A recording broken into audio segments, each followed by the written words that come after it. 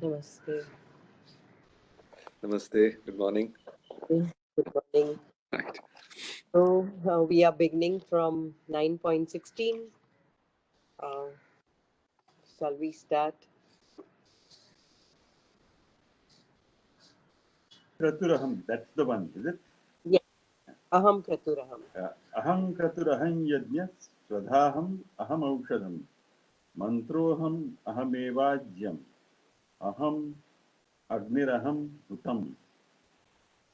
Yeah. So now this verse says that I am the Vedic ritual, I am the sacrifice, I am the offering to the departed, I am the herbage, the medicinal herbage or the food grains, I am the sacred mantra, I am the clarified butter, I am the sacred fire, and I am verily the act of offering oblations into the fire. Now, in the previous verses, he says, I am everything. Everything moves because of me. And now he's stressing the point in the next few verses where he says, everything in this universe is nothing but me. So he's starting with the procedure of the sacrifices, which were very common in those days. Everything was held according to the Vedic, method. The Vedic rituals, the Vedic rites were very popular. So he starts with that. He says, "I am the Vedic ritual, the kratu. I am the swadha, the sacrifice, the oblation which you put into the uh, into the havan, into the fire. But I am the fire, I am the mantra, I am the ghee, I am everything which is a part of the procedure of the Vedic ritual. So everything happens because of him, everything is him. That's what this verse is saying. So we'll go on to the next verses and then we'll pause where we have to discuss. Pitahamasya Jagato Mata Dhata Pitamahah Vedyam Pavitra Monkara Riksama Yajurevacha. So I am the sustainer, I am the ruler of this universe, the father, the pita, the mother, the grandfather, the one worth knowing, the purifier, the sacred syllable Om, and the three Vedas, Rik, Yajus, and the Sam. So he says that I am the mother, father, sustainer, grandfather, the one thing to be known, the Pavitra Omkar, and all the three Vedas. So I am the essence in the Vedas. I am the sustainer. The Vedas are not the sustainer. From me, the Vedas come. From me, the Omkar comes. So he's stressing that point that though the Vedas are the source of all knowledge, he's above them also. He is the ultimate source from where the Vedas also come. So this is what this verse says. Yeah. So shall we do the next verse? Gatir Bharta Prabhu Sakshi Nivasa Sharanam Surut Prabhava Pralaya Sthanam Nidhanam Bijam Avyayam. So he says, I am the supreme goal. When you do the Vedic rituals, there has to be some purpose. So he is the purpose behind all of them. And he is the Lord, he is the witness, he is the Nivas, the abode, he is the Sharanam, the refuge, he is the Suhrit, which is the friend, he is the Prabhav, Pralay, Sthanam, the storehouse, the resting place, and the imperishable seed. So basically, everything, the reason for the Vedic ritual is also him.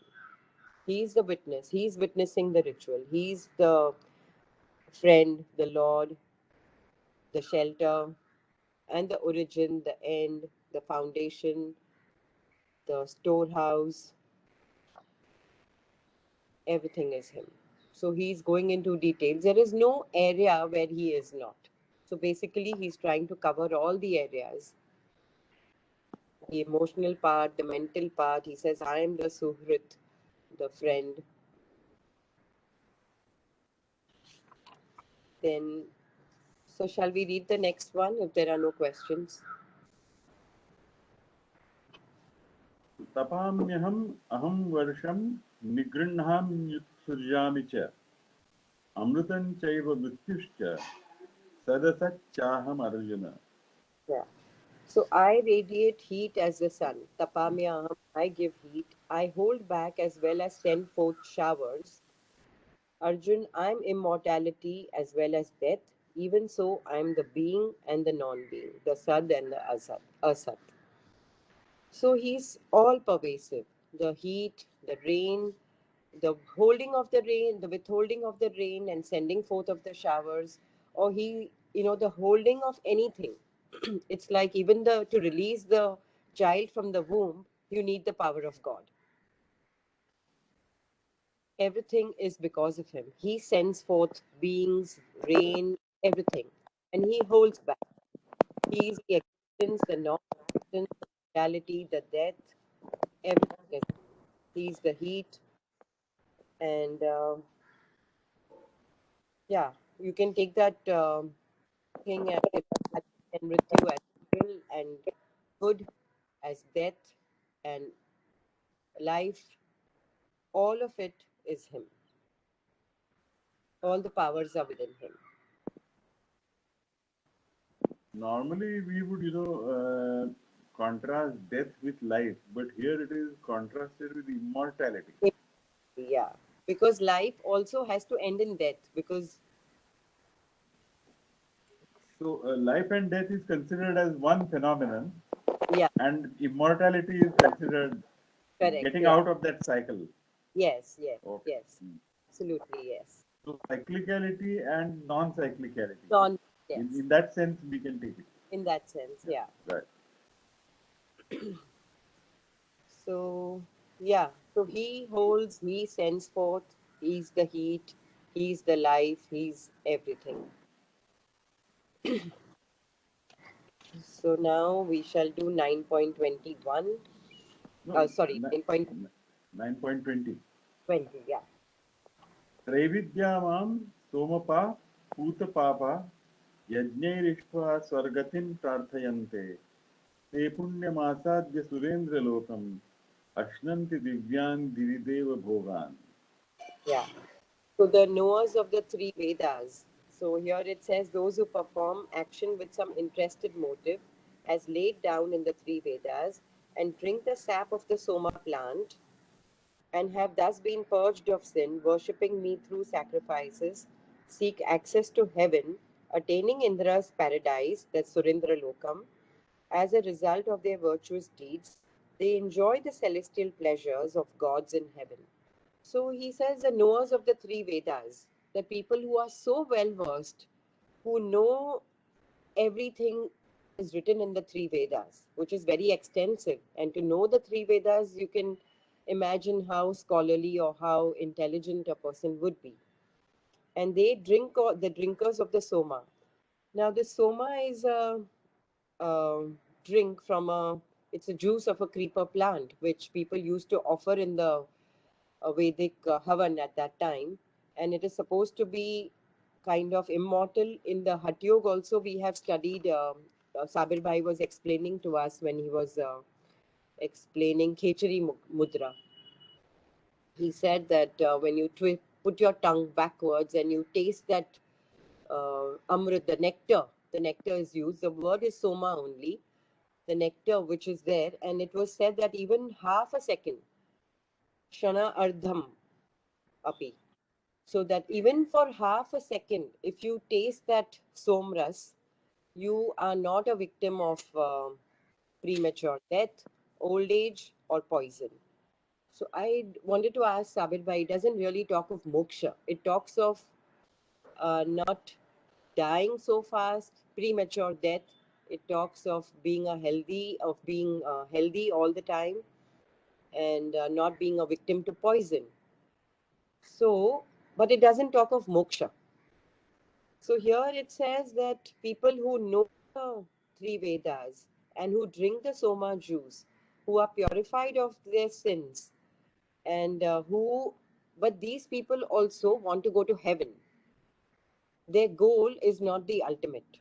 And so they stay there in that Surindra Loka, in the Loka of Indra, and they enjoy, they have they partake of the divine pleasures, which are heavenly, which are godly, but they return. In the next verse, he says they return. So this talks about the limitations of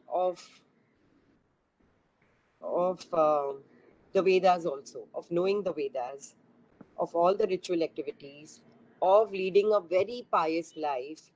In spite of that, you do come back.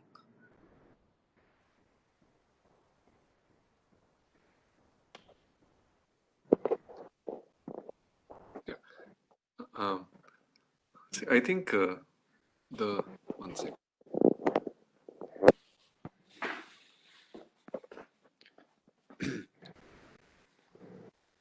The moksha is one level, a qualitatively different level as compared Yes, to heaven and hell. yes, Right. that So, incidentally, in the newer religions, whether it's Christianity, whether it's Mormonism, they stop at heaven, right, as the ultimate kind of goal. Whereas in the older religions, Hinduism, Buddhism, Jainism, they speak of moksha where there is no return. Uh, so I think the difference, of course, one is not just qualitative; it is that um, the moksha involves the burning of the seeds of yeah, desire, right? And so see, sukh is almost the same as dukh. They're just two sides of the same coin. So partaking of pleasures in that sense is not a great kind of achievement. right. Um, Though it takes a lot to achieve that state also. Right. It's like becoming wealthy here on earth. Yeah, It takes a lot of effort, but at the takes end a of the lot. day, no great shakes. There's not so much that you can do with it, or that so much utility it has beyond a small point. Uh, so I think until such time as the seeds are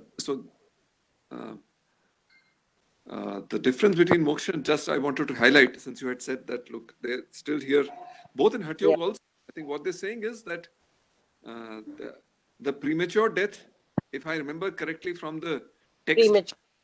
it Yeah. said that until you've kind of realized or tasted that state, Hmm. then that death is premature.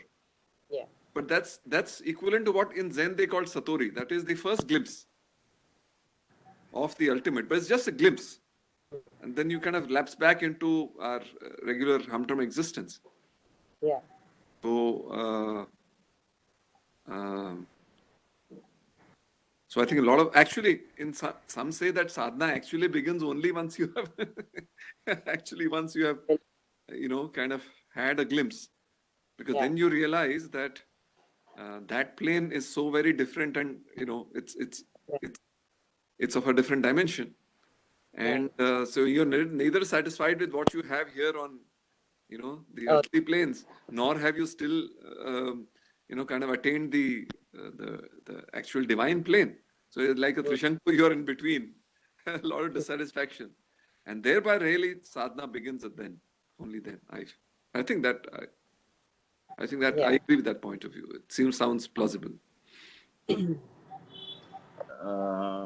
Ashaji Yeah. and Sunilji, I think the Gita in a way is a departure from the Vedas, Hmm. because the Vedas talk only about three things: dharma, artha, and kama. Vedas never talked about moksha, Oh, and moksha was added later. And in this sense, I think that verse where Amrutam, I'm beyond Amrut as well as Mrityu, is Mrityu. a very Yeah. significant one, because Fun. that is Yeah. the idea of moksha, mukti, Hmm. Absolutely. from the cyclicality as well as the craving for non-cyclicality. Even the craving for Amritam is part of being worldly, and Absolutely. being Absolutely. rid of that is what will take you to me. So the So Actually, the whole idea of four Purusharthas, according to some scholars, was not there in the beginning. So at some stage, the moksha has been added as the fourth Purushartha. So at what point it happened, how it happened, why it happened is not our concern. But the point is that Gita, in that sense, goes a little on a different path than Vedas. That's why we have also come across Traigunya Vishaya Veda, Nistraigunya Bhavarjuna. Yeah. True. So, So and that's why. it's not opposing the Vedas, but it is making a very subtle departure from Vedas. So it is not opposing the Vedas. The Mahabharata itself is called the fifth Veda, which emerged later. So Vyas himself is the kind of organizer. Ved Vyas, we call him. We call him Ved Vyas. He's the one who systematized and organized the Vedas into four. And then he came up with the Mahabharata, which is proclaimed to be the fifth Veda. So the Dharma, Artha, Kama, Moksha part, which was added later on. Because in the next verse, you will see that it is also referring to only three dharmas. Correct. Yeah. Yeah. Actually, sir, what you're saying is also in another way is to me sounds logical, because truly speaking, for moksha you can't attain it with effort. You have to abdicate all effort, as a matter of fact. Whereas Right. dharma and kam all require a certain degree of parishram. Thought process. Huh. Right. Yes, some Yeah. effort So, is required. Thinking yeah. is So required, mental, physical moksha effort. is not thought when you have given up every thought to Correct. him. Correct. So, really speaking, Purusharth and Purusharth, I think the way we've understood is the three directions in which humans put effort, to kind of gain something. So, in that sense, yes, moksha must be a later addition. The Purusharth in English are called motivations. What motive? Perhaps, sorry. No, it's fine. Yeah. As you were saying, Sunilji, perhaps Ji. the whole idea of moksha might have come from yoga. Maybe, It sir. looks like.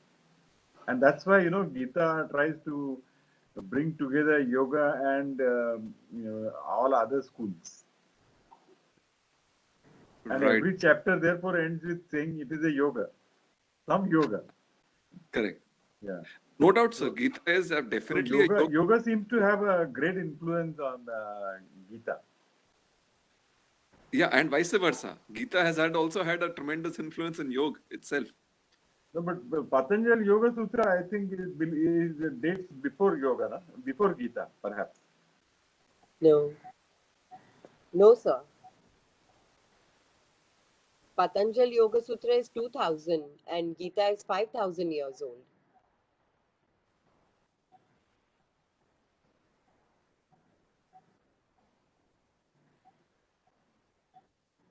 Sir, Also, you're on mute. I think Gita was not in a way composed at one point of time. It has had many interjections later. Yeah. So it's very difficult to establish the current chronology of the current version of Gita. Maybe, but you Yeah. can't deny the existence of Mahabharata much before. So, the Mahabharata has all these philosophies. It has the Moksha Parva. The whole chapter, Shanti Parva, has the Moksha Parva also. So, the Moksha word was used in the Mahabharata. I don't know if it is a later edition. Dr. Jaydev has done his PhD in Moksha Parva. So the word moksha is used over there.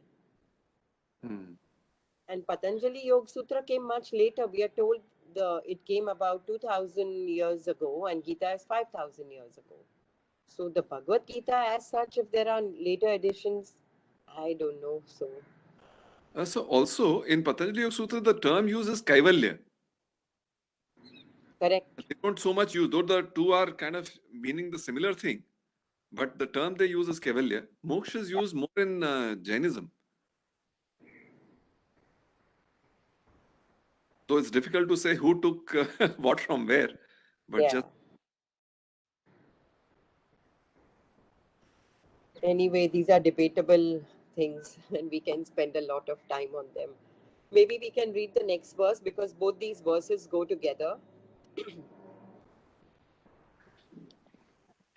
तेतं भुक्त्वा स्वर्गलोकं विशालं क्षीणे पुण्ये मर्त्यलोकं विशन्ति एवं त्रयी धर्मम् अनुप्रपन्नान् गतागतं कामकामा लभन्ते. So he says, having enjoyed the extensive world, they return to this world of mortals on the stock of their merits being exhausted. Thus, devoted to the ritual with interested motive recommended by the three Vedas as the means of attaining heavenly bliss and seeking worldly enjoyments, they repeatedly come and go, as in they go to heaven and then they come back to earth. So it could also be, you see, the total merging into the. Now, this is all intellectual. The I sense, there is no I sense left. It's a total surrender, total merging into the pure consciousness. So that is what they talk of moksha, they talk as moksha to be.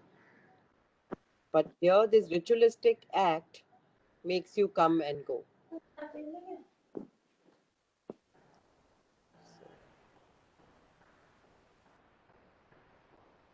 Yes. So the Vedas are not the ultimate. Uh, Krishna, is he's saying over here that he's above the three Vedas. He's the ultimate goal.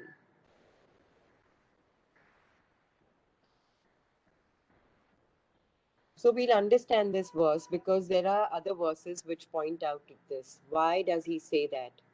Why is he not giving Vedas the highest position?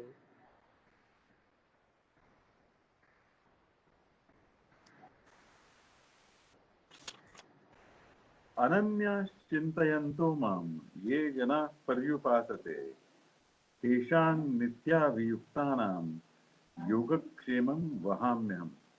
There's another very oft quoted, very popular verse Very popular because a part of it is the logo of of LIC. LIC. LIC, yeah. True. Yoga Kshema Vahamyaham.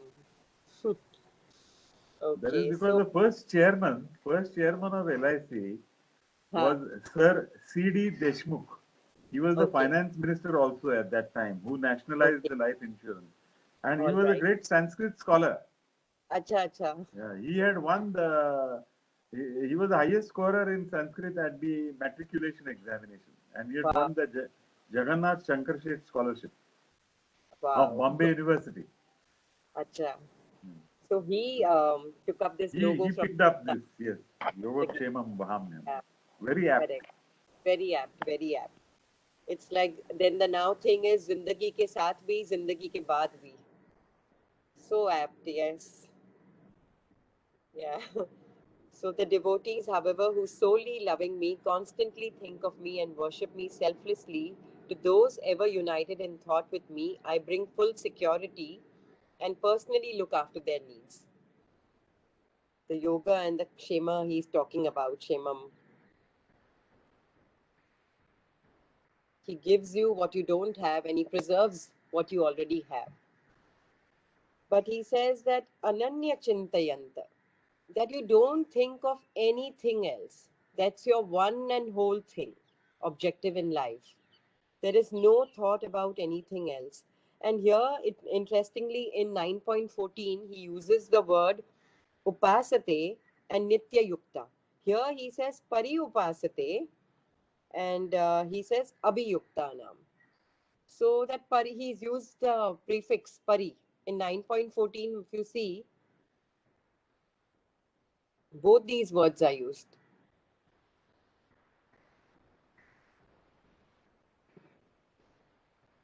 So it's Sir, you're on mute, sir. Yes, so it has to become much stronger, the Much devotion. stronger. Yeah. Devotion is much stronger. So this verse is very popular. Yeah. It's more stressful. Yeah. He's again stressing the same point. Right. That wholly over there he says satatam. Here again he's saying that nitya abhiyuktanam, constantly having one objective in mind to the exclusion of everything else. Yeah. Nothing else besides me. And then I will preserve what you have and I will bring you what you don't have. The LIC part, which we can understand in today's terms, that I will give you what you don't have.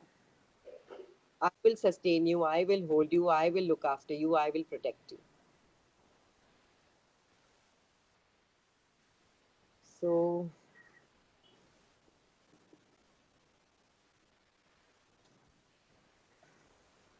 So, shall we do the next Yeah. verse? Yeah, येऽप्यन्य देवता भक्ता यजन्ते श्रद्धयान्विताः तेऽपि मामेव कौन्तेय यजन्ति अविधिपूर्वकम्. yeah. So he says, Arjun, even those devotees who endowed with faith worship other gods with some interested motive, worship me alone, though with a mistaken approach, with a wrong method. Avidhi Purvakam, he's saying. Now, even if I worship the other gods with full faith, the method is wrong. He's saying it's avidhi purvakam because it doesn't take you to the ultimate goal. It doesn't take you to moksha. It brings you back. That is why he says using the word avidhi purvakam.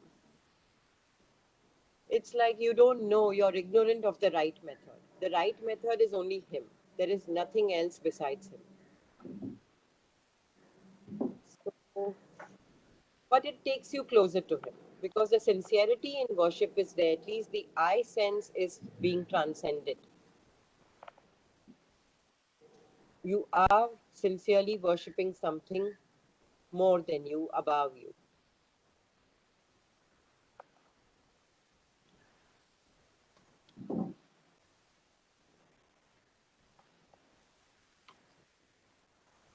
Shall we read 9.24? Yes. Hmm. अहं हि सर्वयज्ञानां भोक्ता च प्रभुरेव च न तु मामभिजानन्ति तत्त्वेनातश्च्यवन्ति. Correct. He says, I am the enjoyer, the Lord of all sacrifices, but they who do not know me in reality as the supreme deity, they fall. They don't know me, and that's why they fall. And they fall as in they return to this life of birth and death.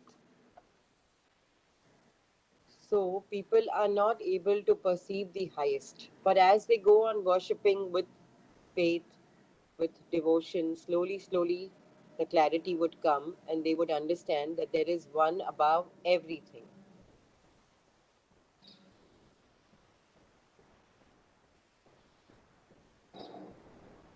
So we can do the next verse.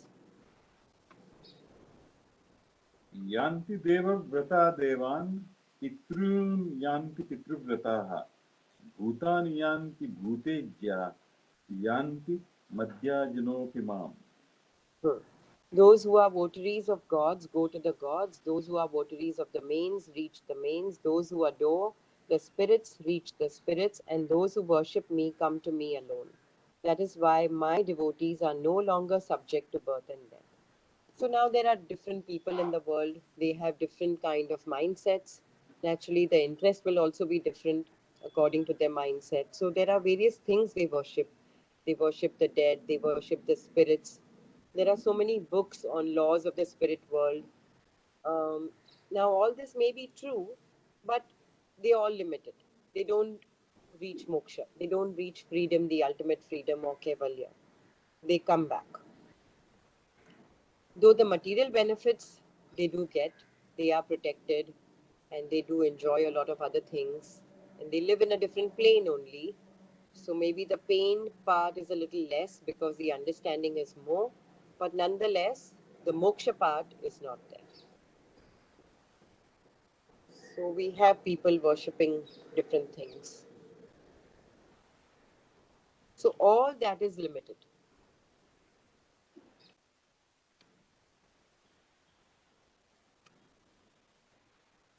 So, so all these worships may be there, may be a part of the Vedas, the spirits, the Bhuta, the element. The Vedas talk about the Bhutas, the Pitrus, and every other thing. So he's kind of saying that all that is kind of limited.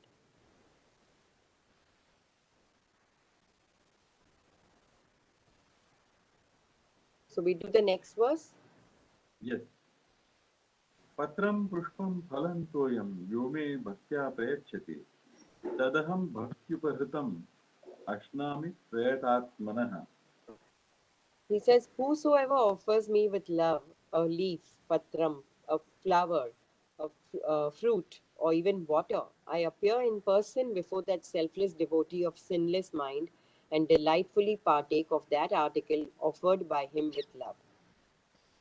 So, saying that, we'll read the other verse also, and then we'll do these two verses together. Yeah. Yat karoshi yadashnasi yad juhoshi dadasi yat tapasyasi kaunteya tat kurushva madarpanam. So now first he says that you can offer me anything. You offer me the most insignificant thing, like a leaf or a fruit or a flower, even water. But it should be, there's a condition that you offer me with full devotion. He said that whoever offers me with full devotion, I appear in front of them. And then he says, whatever you do, whatever you do, yata karoshi, whatever. He's not, specifying, but he says, whatever you do, the most insignificant act of the day, the most ordinary action of life, whatever you eat, there is nothing that you eat this or you don't eat this. Whatever you eat, whatever you do as way of sacrifice, whatever you give, anything, and whatever you observe as austerity or you practice as austerity, any tapa, that you do as an offering to me, Mother Arpanam. Offer everything to me. Now, this is called the royal path or the royal knowledge. It's the most easiest thing in life. Just whatever you do, give it to me, do it with devotion. These are the two conditions. Just do it with devotion and offer it to me. So the most ordinary acts of life can be made divine if we just have him in our mind. If we offer it to him, it just becomes pure. These are such beautiful verses, and this is a secret which at the beginning of the chapter he says, I am going to tell you a royal secret, a royal knowledge, a royal path, which is so simple, which everybody can follow. There is no limitation. This is the essence of the Vedas, the one who is above the Vedas. Everything that you do in your life, just offer it to me. And Vinoba here, he says, now here is where the difference between the Karma Yoga and the Raj Yoga comes. He says Karma Yoga is do the action and give up the fruit. So Vinoba says, don't give up the fruit. Just offer it to him and it becomes Raj Yoga. Just offer it to him. It becomes the royal path.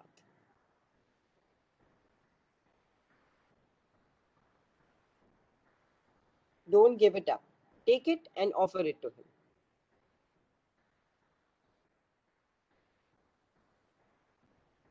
So, yes, these are the most beautiful verses, most easy to understand, and one can practice also easily. You don't need to think. Anything he says, anything you offer and anything you do, eat, no restrictions whatsoever. Just go on offering it to me. Vinoba says, do whatever, how much ever sin you want. Just go on. Eat, drink, whatever you want, but just offer it to him and slowly you will stop doing it. Just go on offering everything to him. So, any thoughts on this? Uh, You're on mute, Sunil ji, Ashutosh ji, both of you are on mute. Sorry. I think Dr. Saab was, the absolute embodiment of the spirit which is being expressed in these verses. Hmm.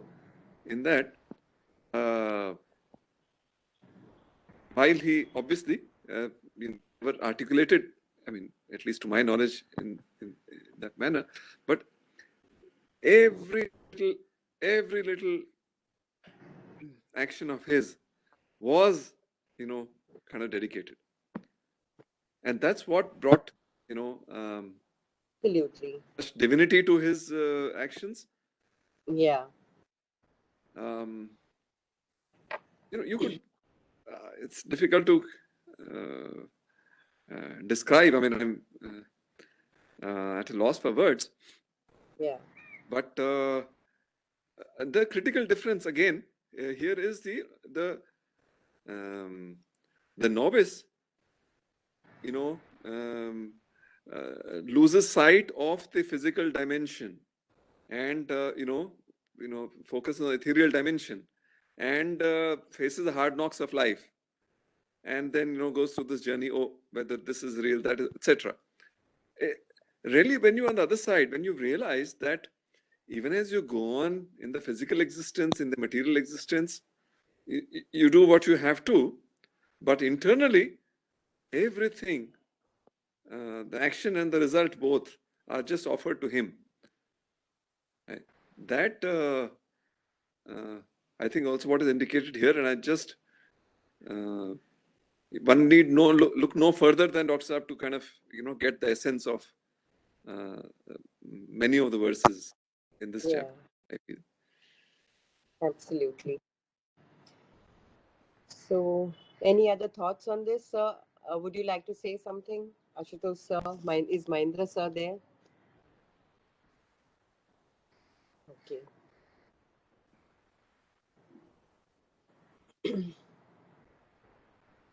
Actually, we can have a discussion on this. Sabir Bhai often says, I'm only the teacher, I'm not the practitioner. But even the practitioner, you have to do nothing. You just have to offer it to the Lord. There is nothing to do in this. So, whatever we can do, whatever we can't do, whatever is there, just offer it to Him and keep the mind free.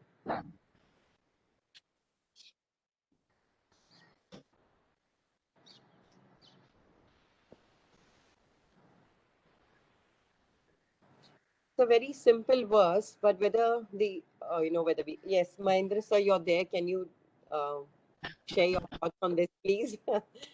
These are simple two verses of the Bhagavad Gita. Yeah.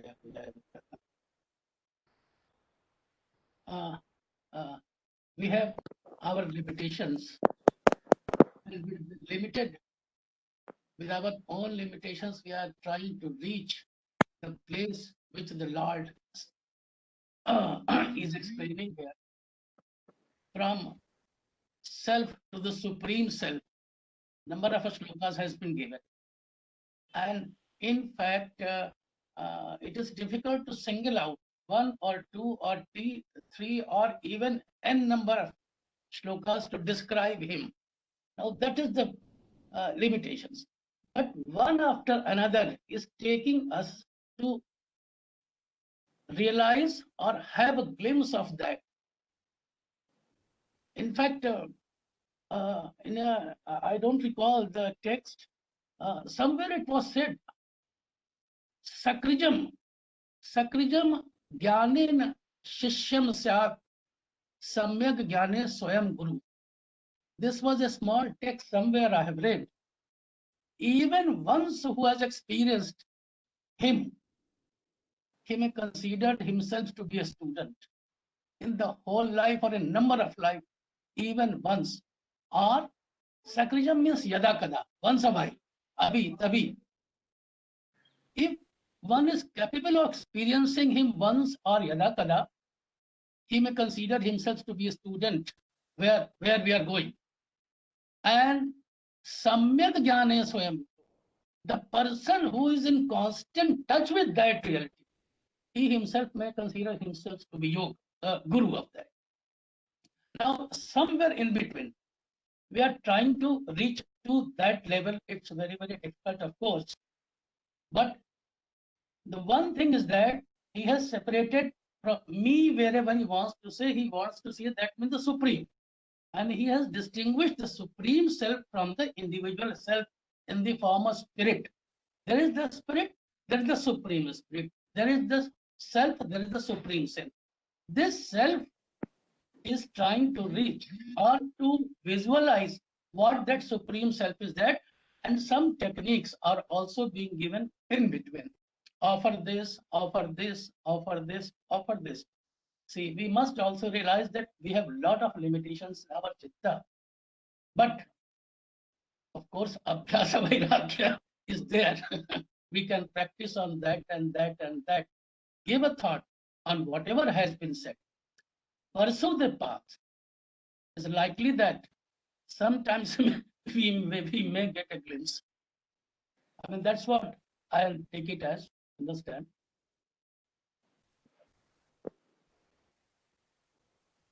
So these are explanations towards that only. Yes, sir. So yes, Vinoba has given a lot of importance to these verses. He says it's really a simple way. Just go on dedicating everything to him and keep the mind free. But the intellect comes in between. This is wrong, that is wrong. Yes. Nothing is wrong. Just offer it to him.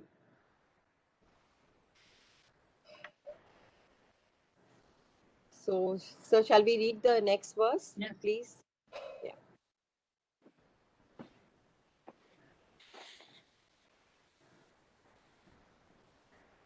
शुभाशुभ फलैरेवं मोक्षसे कर्म बंधनैः संन्यास योग युक्तात्मा विमुक्तो माम उपैष्यति. So he says, when you go on offering me everything, however ordinary it is or however insignificant it is, with your mind established in the yoga of renunciation, offering of all actions to me, you will be freed from the bondage of action in the form of good and evil results. Thus, freed from them, you will attain. So, nothing is good or bad. You just offer everything to him, and then you will be free. You will be free from the good and evil results. Basically, you will be free. You will be free from the bondage of karma. Just offer it to me. So simply it's put, but it's so difficult. Just offer it to him. And then there is freedom. There's no need to do anything difficult.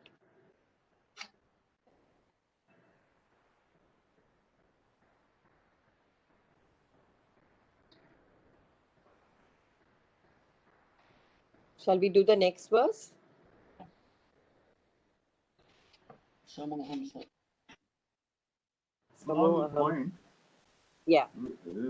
that now the term used here is sannyasa yoga. Sannyasa yoga yuktatma vimukto mam upaisyati. The first place he says arpanam. No, when you offer it, so that means you're giving up. So sannyas yoga is the correct term over here because you've offered it, you've given it up, you've renounced it. समोहम सर्वभूतेषु न मे द्वेष्योऽस्ति न प्रियः ये भजन्ति तु मां भक्त्या मयि ते तेषु चाप्यहम्. He says, I'm the same to all beings. I'm equally present in all beings. There is none hateful or dear to me. They, however, who devoutly worship me, abide in me, and I too stand revealed to them. The ones who worship him naturally will understand him. They will be in him, and they will be, and he will reveal himself to them. They'll understand him. They'll know him. So he'll be in them, and they'll be in him. So he says, I am the same to everybody. That means anybody can approach me. And if they approach me, they will know me.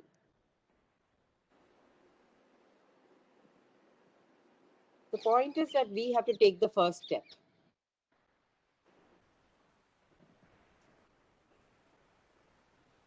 So we can read the next verse also, please.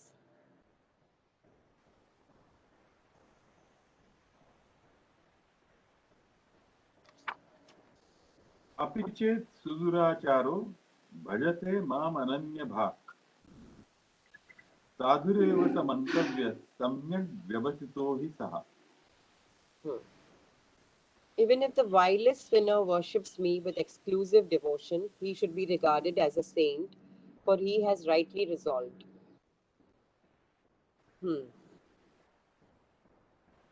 So the point is that we have to take the step, and if we worship him, he will really reveal himself to us. So here the very famous story of Valmiki can be quoted.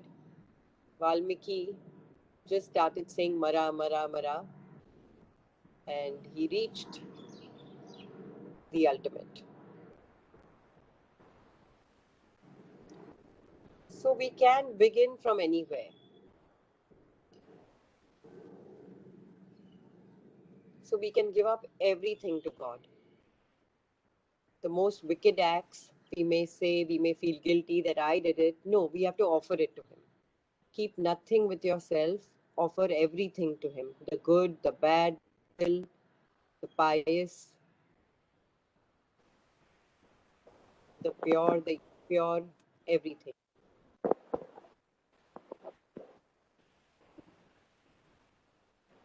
There is a prayer in that small booklet of Sri Ramakrishna. Sri Ramakrishna's Thus Spake Sri Ramakrishna. You get these very tiny booklets at the Ramakrishna Mission. In one of that, there are prayers behind, and he says, "Oh Mother, take this purity, take this impurity, give me pure love for thee. Take this goodness, take this evil, and give me pure love for thee." So he says, take everything, but give me pure love for thee. So it's such a beautiful small poem, and basically it says the same thing. Just offer everything to him. And one day, there is no mention of Sri Ramakrishna having read the Bhagavad Gita or giving a commentary of the Bhagavad Gita. But in one of the satsangs, when his students were sitting next to him and they asked him the essence of the Gita, so he says, just like Mara, Mara, Mara, it's like Gita, Gita, Gita, it, Tyagi, Tyagi, Tyagi, Tyagi. Just give up, give up, give up. Renounce everything to me. That is the essence of the Gita. Offer everything to me. And that's the most simplest way to moksha. You don't need to do anything else. All the wisdom will come. What you have to do, not do, will all come to you.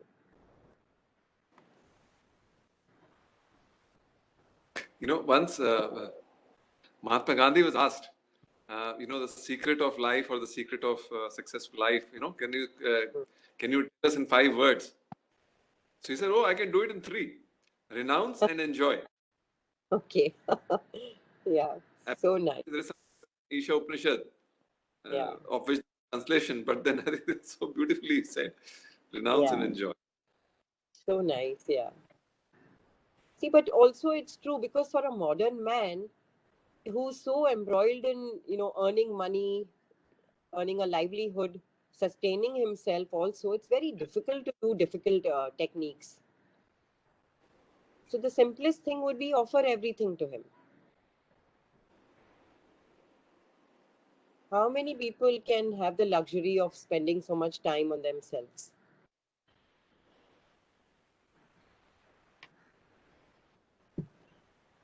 Yeah. So probably we can read the next verse, sir.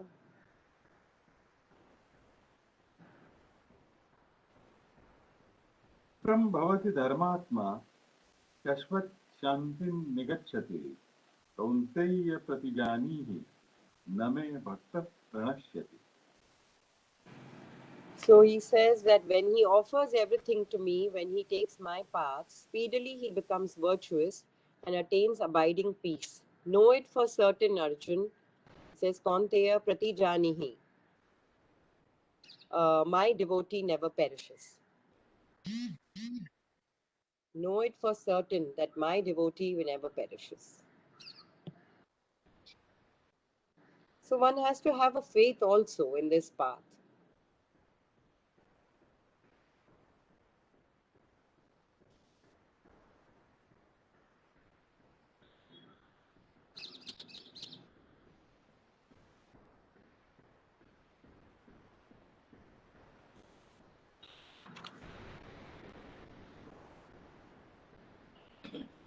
I think, sorry, yeah, please, sorry.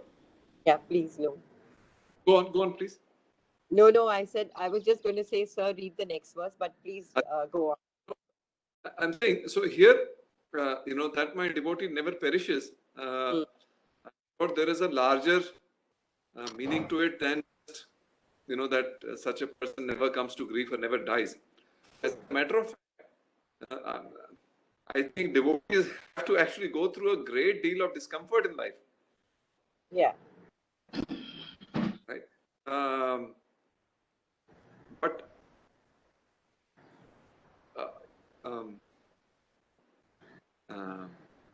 I think what gets strengthened is their inner being. You see, they are so full of they are so full of him that they don't feel the difference between pleasure and pain. Right. Correct. There is no place for any other emotion. They are just so full of him. They are so full of devotion, so full of bhakti.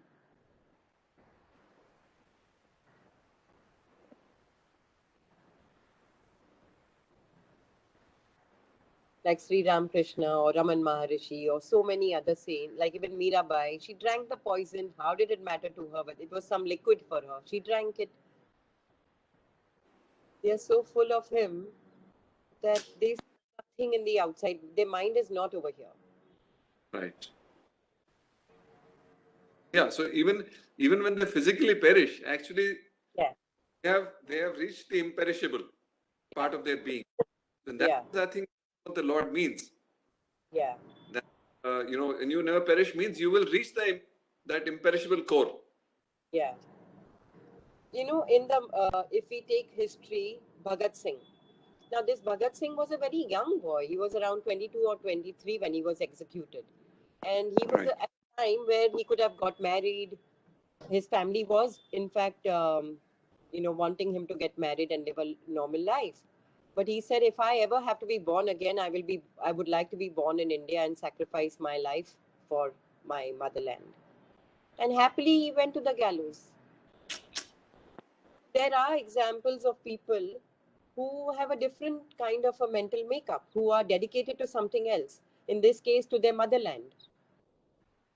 So, pain of getting executed did not enter his mind.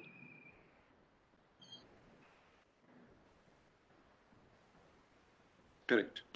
The point is that you have to be so full of something. Something has to motivate you in the right direction, of course.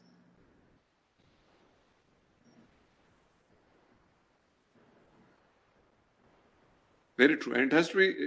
You should be so full of it. It kind of drives out other things. All, yes. And only then can you reach your goal. Correct.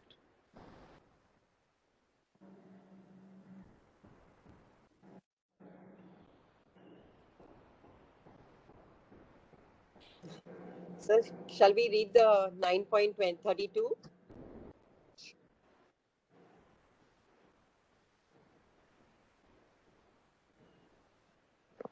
हि पार्थ व्यपाश्रित्य येऽपि स्युः पापयोनयः स्त्रियो वैश्यास्तथा शूद्रास्तेऽपि यान्ति परां गतिम्.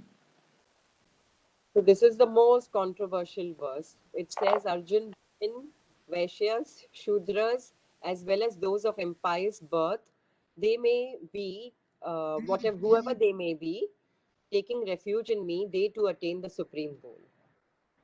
So I have a friend, and she said, what is this Bhagavad Gita? Why is he talking about women? She said, I cannot touch this scripture. Matter over.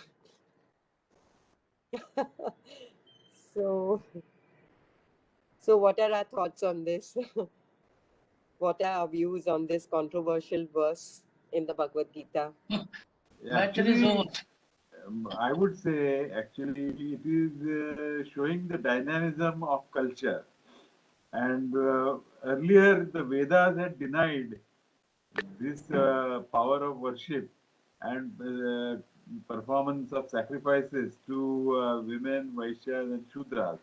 Where, of course, the break is gradual, but the Gita represents a break from that past and saying that Yeah. no, they can also attain. They Yes. can also attain. So this is the positive part of it.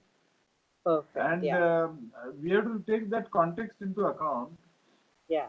And there was a particular context where women were subjugated and the other, only the upper castes were given the rights. Yeah. So that was the context of that time. Yeah. But in a way, Gita is shaking up that structure Belief. somewhat. Yeah. It is Yeah. not revolutionizing, but it is Hmm. at least shaking it up. So there is a Yeah. shake up. So we can look at the positive aspect of it also.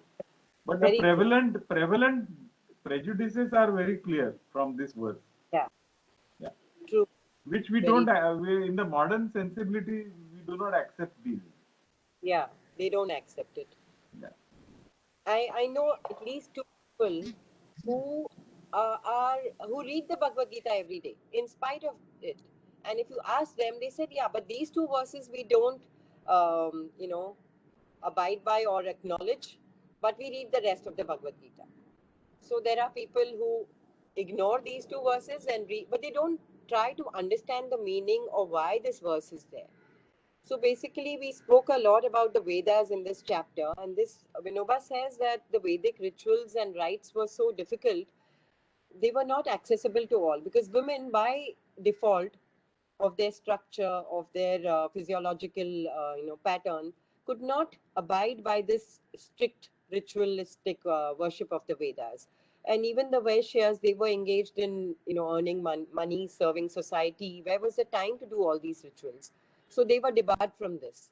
So he says it's like a coconut which is high up on the tree and you're hungry and you want the coconut. How can you just say I'm hungry and the coconut is not going to fall to you? You have to climb up, you have to break it open and you have to eat it, and then your hunger is satisfied. So he says everybody was not capable of doing that. So he says that Vyas, out of compassion for humanity, has found a very easy path. He says the essence of the Vedas is God. So he says all we have to do is repeat the name of God, offer everything to Him, worship Him, and there we are. We can reach Him. So the door is open to everybody. The door of liberation, the door of moksha, has been laid open to everybody in this chapter. And as Sir rightly pointed out, we have to look at it in that context, in the positive context, that everybody can now reach God. There is no limitation. Following this, I think Vinoba rightly gave a lot of importance to this verse because all over Yes. India, at some stage, the bhakti movement took shape. Whether it was Kabir or Guru Nanak or Krishna Chaitanya, and Yeah. in Maharashtra, the saints, and in the south, Basaveshwar and other saints. So the bhakti movement took inspiration from this part of Gita, Yes. True. and in a way it tried to reduce the social inequalities in the society.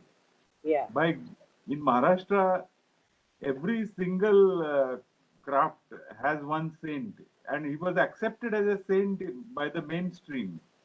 Whether it is Absolutely. a gardener, or whether it is a mahar or a tailor, from all these crafts or professions, Yeah. we have a representative saint. And in Yeah. the north also, Sant Raidas was there, Rohidas, Yeah. from the cobbler community, I suppose. Yeah. Yeah. So we have the Gora Kumbhar, we have the Yeah. cobbler, Right. we have weaver, Kabir as the weaver. In fact, at the institute, we had taken yoga to the National Textile Mills, and there Kabir was idolized because these workers were given to a lot of drinking. So the character of Kabir was introduced. My my viewpoint, maybe slightly little unorthodox, is that actually, there may be a merit in restricting the study of scriptures. Now, to whom, that's difficult to say, but I think there is a merit in restricting, because what happens is, see, even with the Gita, it's been so widely read, and people as a rest content with the kind of message that, look, uh, you know we belong to a land of spiritual land, and um, um, um, हमने गीता पढ़ ली और हमने मतलब अपना realise कर लिया, भाई मैं तो आत्मा हूं. But in our conduct, somehow the very opposite has reflected. If one were to truly follow the Gita, for example, one would become really nidar, fearless, right? And it is impossible to subjugate such a person. Whereas continued, I mean, at least since the Mughals and then the Britishers, we in India have been subjugated. Because somewhere we are cowards, right? There is, I'm sorry, I don't mean to say we are covered, but there is cowardice somewhere that has seeped into our society. Which, if the scriptures are being truly practiced and not being paid lip service to, then that was not possible at all. So that era was better, where, like you just now pointed out, in Maharashtra, people following their respective professions, which are, kind of technically belongs to Shudra, that's in a way a healthier way to attain than to kind of study the scriptures, come under the illusion that we know, whereas we don't know, and therefore it doesn't get reflected in the conduct. So we are deceiving ourselves, we are deceiving the rest of the world. So I think there is a merit in the study, but to whom to limit that, I have no views on who should preferably study or not study. But the fact that a widespread study of scriptures, I don't think it has done very much for the betterment of society. True, you have a point there, which is also true. Jaykumar ji had a question. I don't know if you all remember, in one of the beginning of the classes, where somebody told him that you come from India and how come there is so much of corruption in India. Correct. Which is, yes. Yeah. That's right. Which is true. So there are ways to look at it, but No, it's Sunilji, Ji. I have a slightly different point of view there from what you said. Ji. Because your basic premise is that India has been invaded. But I think invasion is a very modern concept. When things were happening, there were no nation states, there were no boundaries, and going on conquest was an accepted way. Going on conquest was an accepted way of acquiring wealth. And whenever people came from outside, they always had a collaborator from India. Whether you take Alexander or whether you take anyone, there were always collaborators who collaborated with them. Even for Correct. the British, the Nawab of Bengal was a collaborator, and the merchants there were acting as agents of East India Company in recovery of agricultural cess. So I do not agree that there was invasion. There was collaboration. Yeah. There was a collusion. So there were people within India who wanted outsiders to come. So and what has happened is that finally Gita was studied by Mahatma Gandhi, who was a Baniya. It was studied by Sri Aurobindo Ghosh, and it was studied by so many people, and they took inspiration for the freedom struggle from Gita in their own way. And finally today we are saying that we achieved our freedom. and we are experiencing that freedom. And that freedom struggle was taking a lot of inspiration from the Gita. Even Vinobaji used the Gita Pravachana to influence his colleagues who were in the jail. Jail. So it has a very rich context of the freedom struggle. Yeah. So Yeah. finally, Gita has helped us achieve our own freedom. And it helped achieve. Even in the medieval ages, no one could actually rule India in that sense. They all got merged within Indian civilization. So that's why we say that Indian civilization is the only living civilization with an unbroken continuity. So if you take that perspective, then I think Gita's message being available to the masses has helped rather than restricting the access to this knowledge. So I would say the wider access has helped in different ways. Bhakti movement is also another example, no? How Yeah. people experience liberation. Yeah. True. Yeah. So that is another way of looking at the Gita and the scriptures. Yeah, Of the Asian part, because even in the Mahabharata, the Rajsuya Yagya and all was what? Conquering other kingdoms and bringing them under the rule of the emperor, so to say. Not a king, not a Raja, but emperor, Samrat. Yeah. okay. So let's put it that way, sir, that regardless of whether, so Mahabharata war itself was fought with the help of Persians because there is a mention of Parasikas in the Mahabharata. So all those ethnic groups had participated in the Mahabharata war. So, Ashutosh is quite right in saying that these things are normal in those times. Yeah. okay, no, fair enough, sir. Okay, regardless of whether the ruler was local or foreign, whether it was an invasion, whether it was collaboration, so I think the acceptance of injustice, right? That's where the crux lies. That if people are fearless, if they know that I am imperishable, they would not accept injustice for the fear of dying, or for the fear of slightly lesser, of fear of harm.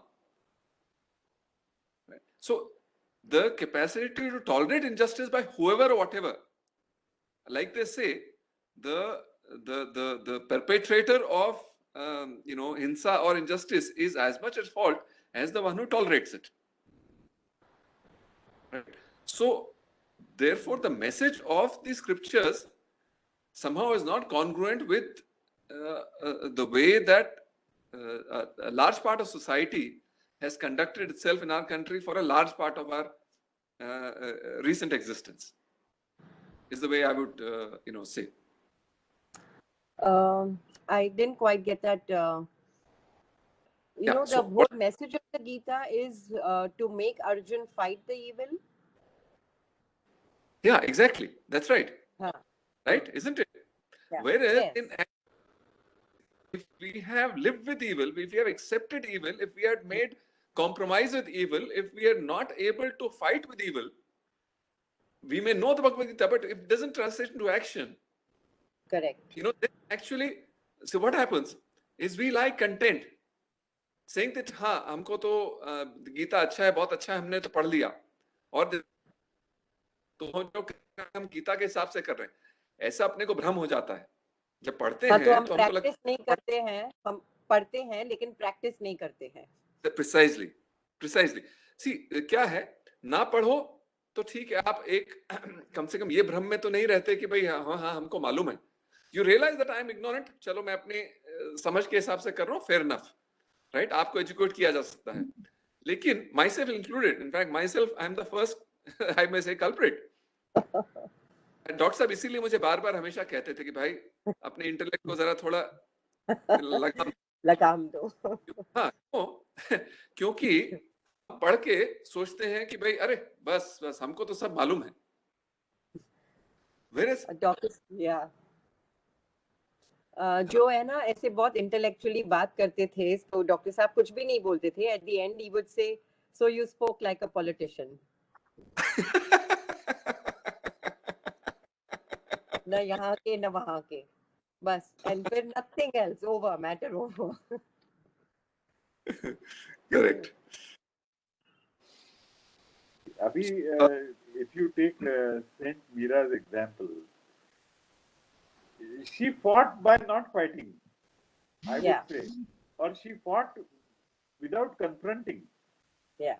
But she fought. She maintained her independence and she showed a path. Who was this, sir? Sant Mirabai. Mira, Saint Mirabai. Mirabai. Yes, Mirabai. yes, exactly. So all these people, Exactly. like Kabir or our Sant Namdev, they came from, as you rightly pointed out, they came from that social structure where there was injustice. But did they not fight it? They fought it, but without fighting it. By taking the route of devotion. Exactly. Yeah. And By they did taking not the route of devotion.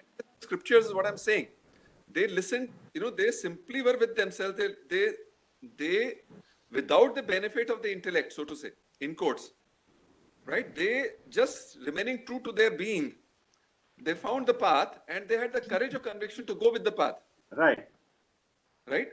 Whereas we, with, so to say, knowledge of the scriptures, we reason, when we accept injustice, somewhere we, some convoluted reasoning,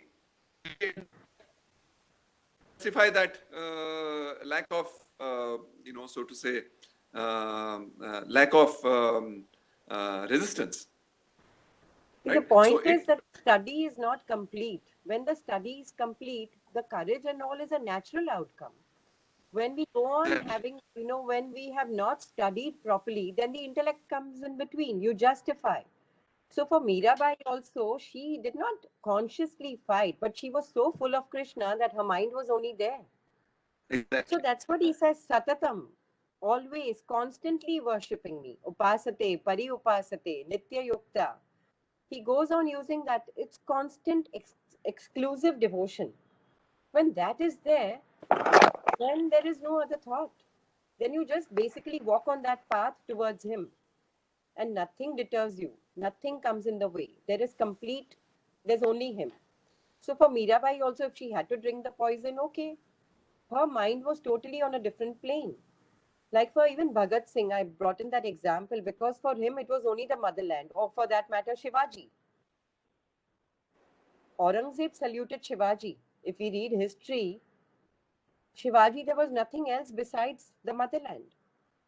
Mm-hmm.